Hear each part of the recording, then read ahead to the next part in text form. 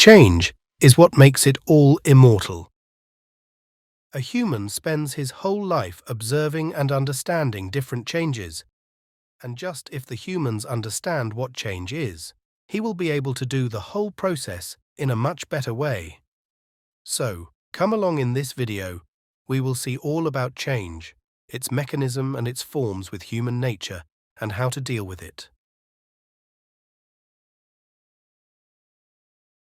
Well, let's see it with this quote of famous Greek philosopher Heraclitus: "No man ever steps in the same river, for it's not the same river, and he's not the same man. Everything is altering or getting different from what it was a second before." And because of this, a human constantly acknowledges and reshapes his mind. While there are changes, we don't seem to get bothered off. Such are frequent changes, and others are infrequent changes, which leave a pretty deep dent in our inner selves, like losing someone close to us. While change is like most things in life, it is a gradual process filled with different signposts along the way, and it is important to work on different points of a change journey to lose less and get more out of it. So, let's see how the change mechanism works. In the mechanism of change is how a human enrolls itself to different stages of change. So this is how a change mechanism works in 5 pointers. First is the happening of the change. Second is your anticipation in the change.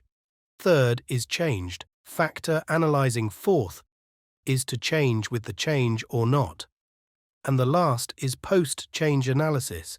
This is how a change happens, and being aware of every stage is itself an accomplishment of half work already done. But what we need to really know is, how does it work on a human mind, and how can we understand its happening in order to learn a lesson on how to learn life lessons. The change for anybody is harder to digest. Any change is emotional or physical, but that does not make changes bad. And also, the bigger the change, the harder to digest. Let's see the Kubler-Ross curve of grief, which can be applicable to anybody in our lives. Everyone sees one of such experiences. At first, we all deny the change happened, we try to avoid it. Then anger flows into us, raging out on the happening, and the intensity depends on person to person. Then depression sneaks into us, giving us a huge loss of mental and physical health. After all of it, we start to accept things as they are. Well, a loss without the feeling of loss won't be a loss. But then, what is there we can do in it? The basic human nature is it always tries to deny the change, which is senseless because change is inevitable and implausible. What we lose in the moment is our time, our mental health, our physical health, even our lives. And the reason we can't accept is because such first sudden change in our environment is hard for our mind to calculate. And second, we humans have a power to imagine and expect the happening of our future, when all of that past and future evaporates out. Like nothing, that is what makes it all difficult to hold on to such moments.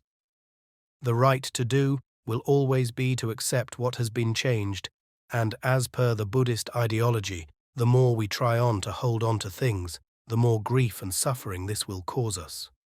When we meet an unusual change in our life, we react in 2 ways, either losing hope and falling into self-destruction, or using the challenge to find our inner strength. Thanks for watching. Kindly like and subscribe for such informative and few times life-changing content.